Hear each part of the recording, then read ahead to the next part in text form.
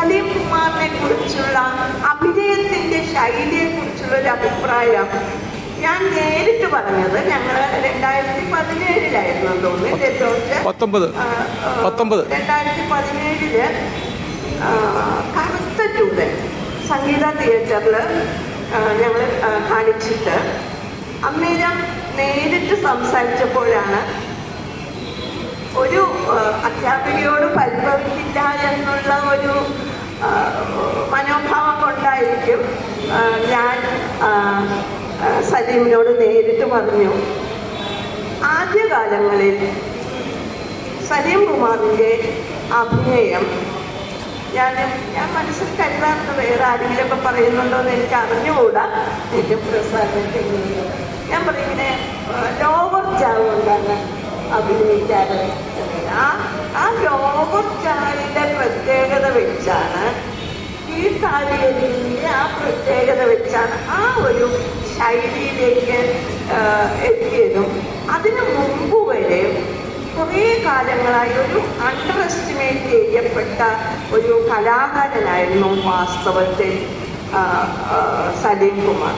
പക്ഷേ നിങ്ങൾ സലീം കുമാർ ആരാണെന്ന് അറിയണമെങ്കിൽ നിങ്ങൾ കറുത്ത ജൂതനാണ് കാണേണ്ടത്. ഒഫ്കോഴ്സ് നമുക്കിപ്പം ആദാമിൻ്റെ മകൻ അയ്യൂബും എല്ലാം തന്നെ അതിലെ ആ ഒരു സീക്വൻസൊക്കെ ഞാൻ ഇപ്പോഴും ഓർക്കുന്നു. ഇങ്ങനെ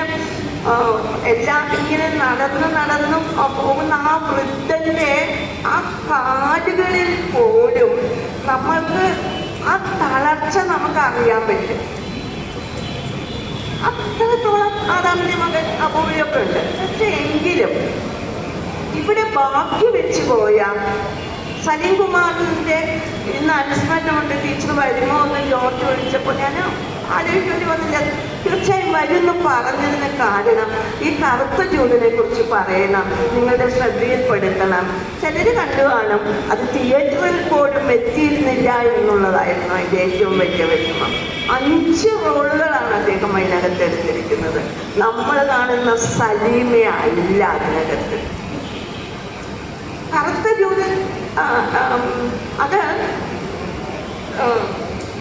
ജൂതന്മാരെ കുറിച്ച് ഇപ്പോഴത്തെ ഇസ്രായേലോ നെറ്റന്യാഹു അതൊന്നും അല്ല ഞാൻ പറയുന്നത്.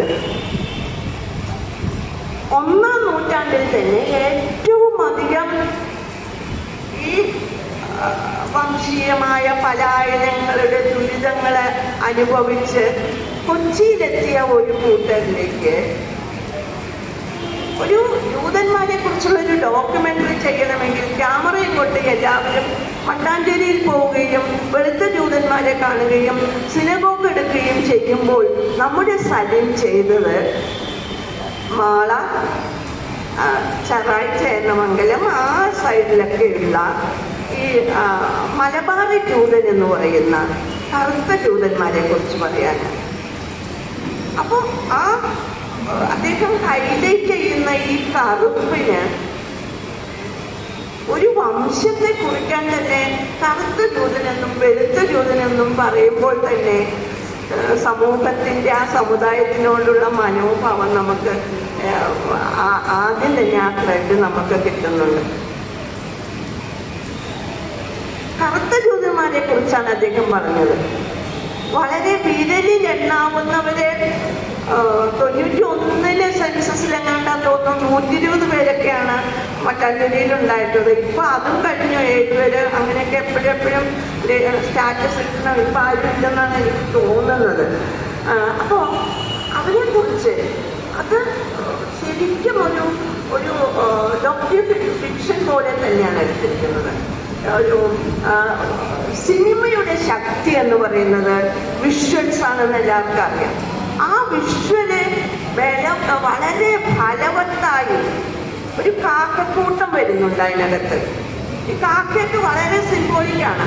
ഈ ഒരു മതസൗഹാർദ്ദത്തോടുകൂടി അയൽപക്കക്കാരുമായി കഴിഞ്ഞിരുന്ന കറുത്ത ജൂതയിൽപ്പെട്ട ഒരു കുടുംബത്തിലെ ഈ ആരോൺ ഏലിയാഹു എന്നുള്ള കഥാപാത്രം ഇന്ത്യ ഒട്ടാകെയുള്ള തൻ്റെ വംശത്തിൻ്റെ ഉയിരെടുപ്പുകളെ അന്വേഷിക്കാനായി ഉത്തരേന്ത്യയിലേക്ക് പോകുന്നതും അതിനിടയ്ക്ക് തീർച്ചയായും അവരുടെ കുടുംബത്തിൽ നക്ഷത്രത്തിൽ അടക്കമുള്ള ഒരു സ്വപ്നം അവരുടെ വാഗ്ദത്ത ഭൂമിയായ ഇസ്രായേലിലേക്ക് പോകാനുള്ള 1948 ഇസ്രായേല് സ്വാതന്ത്ര്യം കിട്ടിയപ്പോൾ അങ്ങോട്ടും പോകാൻ ഉള്ള അവസാനത്തെ കപ്പലിൽ അമ്മയ്ക്കും പെങ്ങൾക്കും പോകേണ്ടി വരുന്നു.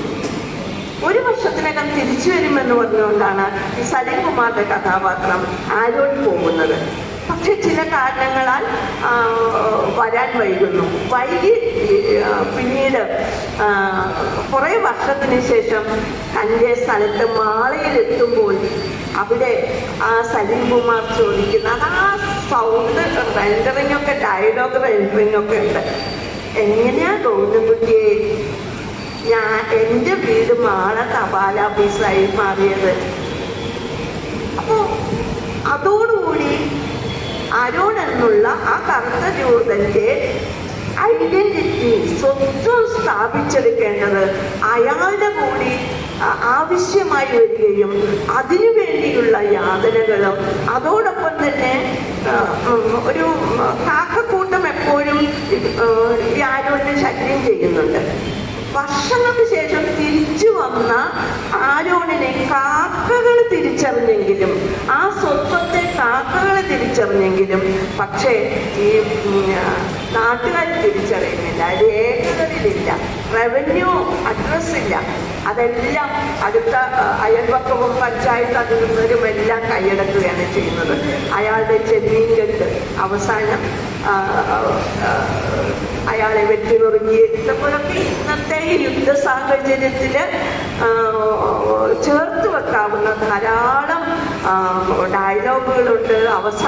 അവസാനം തന്നെയും ചരിത്രത്തിലായാലും ജീവിതത്തിലായാലും കറുത്തവനെന്നും കറുത്തവൻ തന്നെയാണ് എന്ന് വലിയൊരു ചോദ്യചിഹ്നം അവതരിപ്പിച്ചുകൊണ്ടാണ് ആ സിനിമ അവസാനിക്കുന്നത്. ആ സിനിമ തിയേറ്ററിൽ എത്തിയില്ല എന്നുള്ളതായിരുന്നു ഏറ്റവും എൻ്റെ വിഷമം. എൻ്റെ സന്തോഷം എന്ന് പറയുന്നത് അത് മെട്രോ ഫിലിം സൊസൈറ്റി ജോർജ് അത് കാണിക്കുകയും ആ ക്രൂ വരികയും എന്നിട്ട് അത് കഴിഞ്ഞിട്ടുള്ള ചർച്ചയിലാണ് ഞാൻ പറഞ്ഞത്. ഞാൻ തന്നെ ആദ്യകാലങ്ങളിൽ ഞാൻ എസ്റ്റിമേറ്റ് ചെയ്ത ഒരു ശിഷ്യനാണ്. പക്ഷേ ഇന്ന് എനിക്ക് വളരെയധികം അഭിമാനമുണ്ട്. തുടർന്ന് ഞാൻ കുറേ വേദികളിൽ ഈ കറുത്ത ജൂതനെ കുറിച്ച് പറയുകയും ദൃശ്യനാഥത്തിലുമൊക്കെ ചെറിയ കുറുമ്പിടുകയും വേറെയുമൊക്കെ പ്രസന്റ് ചെയ്യുകയും ചെയ്തു. അപ്പോൾ നേരത്തെ പറഞ്ഞ പോലെ എൻ്റെ ശിഷ്യനാണെന്ന് ജോർജ് ഓർക്കുന്നുണ്ട് ആ സന്ദർഭം. അത് പറഞ്ഞപ്പോൾ അദ്ദേഹം പറഞ്ഞത്, സലീം കുമാർ പറഞ്ഞത്, ആണോ ടീച്ചർ, ഞാൻ ക്ലാസ്സിൽ കയറാറില്ല. ഓമനക്കുട്ടൻ സാറിനെ പോലും ഞങ്ങൾ യൂണിവേഴ്സിറ്റിക്ക് കൂടെ വന്ന സാറിനോടാണ് സാർ ചോദിച്ചപ്പോഴാണ്, അല്ല നീ ഏത് ഡിപ്പാർട്ട്മെൻറ്റാണോടാ എന്ന് ചോദിച്ചപ്പോഴാണ് ഞാൻ മലയാളമാണ് സാർ. എടാ അവിടെ അധ്യാപകനാണ് ഞാനെന്ന് പറഞ്ഞതെന്ന് പറഞ്ഞ ഓമനക്കുട്ടൻ സാർ പറയാറില്ല. അപ്പം അതുകൊണ്ട് പിന്നെ എനിക്ക് ക്ലാസ്സിൽ ഞാൻ അധികം വരാറില്ല. അതുകൊണ്ട് അന്ന് പറഞ്ഞൊരു വാചകം കൂടി ഉണ്ടായിരുന്നു, ജോർജ് ഓർക്കുന്നുണ്ടോ എന്തോ, എങ്കിൽ അന്ന് ക്ലാസ്സിൽ കയറാത്ത കുറ്റത്തിന് ഈ സിനിമ കറുത്ത ജൂതൻ എൻ്റെ ഗുരുദക്ഷിണയായി കണക്കാക്കണം ടീച്ചർ എന്ന് പറഞ്ഞുകൊണ്ട് കാര്യത്ത് നമസ്കരിച്ച ആ ഒരു സന്ദർഭം ഞാൻ ആ ആത്മാവിനെ ശിഷ്യനായതുകൊണ്ട് വാക്കുകളില്ല നിർത്തുന്നു. ഒരു സന്ദർഭം കൂടി പറയട്ടെ.